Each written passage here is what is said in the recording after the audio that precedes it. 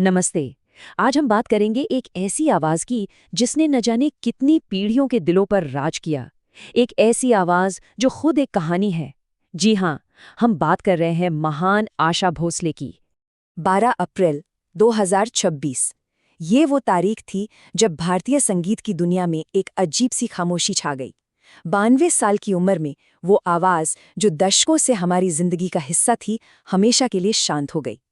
ये सिर्फ एक कलाकार का जाना नहीं था, ये वाकई में एक युग का अंत था। और जैसे ही ये खबर आई, मानो पूरे देश में शोक की लहर दौड़ गई। इंडस्ट्री के बड़े बड़े लोग हों या करोड़ों फैंस, हर कोई बस उसी एक जीवन को याद कर रहा था जो सही मायनों में भारतीय सिनेमा का साउंड ट्रैक बन गया था। तो उनकी इस कमाल की विरासत को समझने के लिए चलिए उनकी इस अविश्वसनीय यात्रा को शुरुआत से देखते हैं।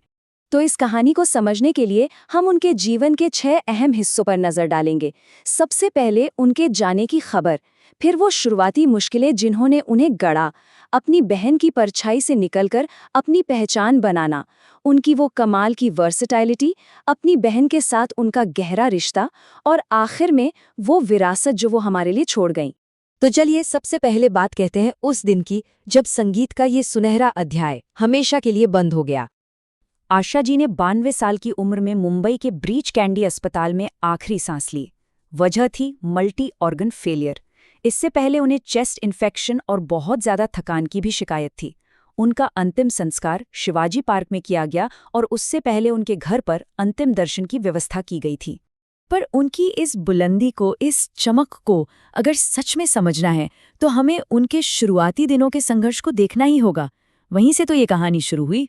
संगीत तो उन्हें विरासत में मिला था। उनके पिता दीनानाथ मंगेशकर खुद एक बहुत बड़े कलाकार थे। लेकिन जब वो सिर्फ 9 साल की थीं, उनके पिता का निधन हो गया और पूरे परिवार पर गरीबी का पहाड़ टूट पड़ा। बस यहीं से संगीत सिर्फ एक कला नहीं रहा, वो परिवार को चलाने का, जिंदा रहने का एक जरिया बन गया। ये तो बस शुरुआत थी। निजी जिंदगी में इतनी मुश्किलें, प्रोफेशनल लाइफ में इतना प्रेशर, उन्होंने सब कुछ देखा, सब कुछ झेला, और शायद इन्हीं मुश्किलों ने उनके अंदर वो जबरदस्त हिम्मत और पॉजिटिविटी भर दी जो पूरी जिंदगी उनकी पहचान बनी। और प्रोफेशनल फ्रंट पर शायद सबसे बड़ा चैलेंज था अपनी ही बड़ी बहन सुर साम्राज्ञी लता मंगेशकर की परछाई से बाहर निकलना। ये कोई छोटी मोटी बात नहीं थी। देखिए, जहां लता जी की आवाज क्लासिकल मेलोडी और एक ठहराव का प्रतीक थी, वहीं आशा जी ने एक बिल्कुल अलग रास्ता चुना।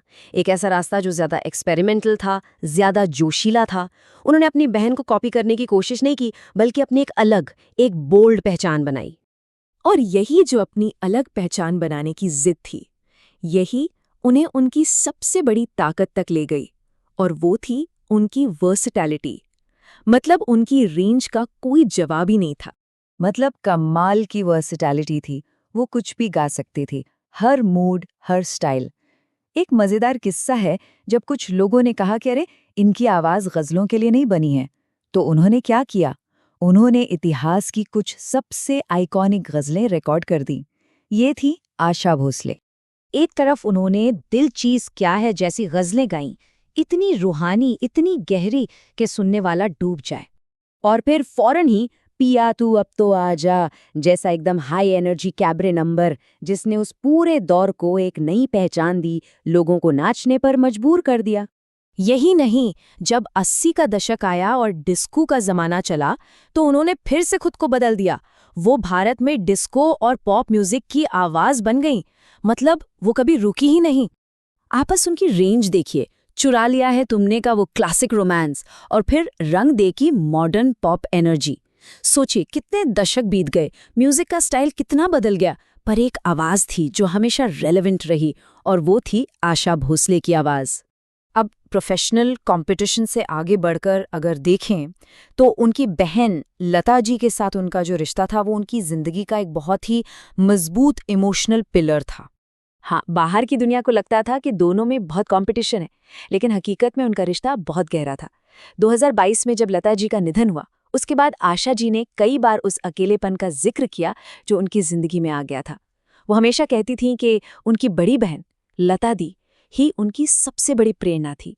तो सवाल ये उठता है कि 7 दशकों के इतने शानदार करियर के बाद वो हमारे लिए क्या विरासत छोड़कर गई हैं? चलिए एक नजर डालते हैं। सबसे पहले तो ये आंकड़े देखिए, ये हैरान कर देते हैं। 10,000 से भी ज्यादा गाने, वो भी 20 से ज्यादा भाषाओं में। इसी वजह से वो इतिहास की सबसे ज्यादा रिकॉर्ड की जाने वाली आर्टिस्ट में से एक हैं। कमाल है। उन्हें भारत के दूसरे सबसे बड़े नागरिक सम्मान पद्म विभूषण से नवाजा गया। अनगिनत नेशनल और फिल्म फेयर अवार्ड्स मिले। पर सच कहें तो उनकी असली विरासत इन अवार्ड्स और टाइटल से कहीं बढ़कर है। उनकी असली विरासत है मुश्किलों से लड़ने का जज्बा, हमेशा खुद को बदलते रहने की कला और एक ऐसी आवाज जिसने सिर्फ इंडियन म्यूजिक ही नहीं बल्कि एक्सेलेंस को एक नई परिभाषा दी।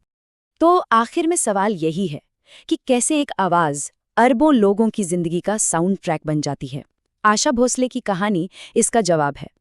ये कहानी है संघर्ष की, हिम्मत की और एक ऐसे टैलेंट की जिसका कोई मुकाबला नहीं। उनकी आवाज कभी खामोश नहीं होगी।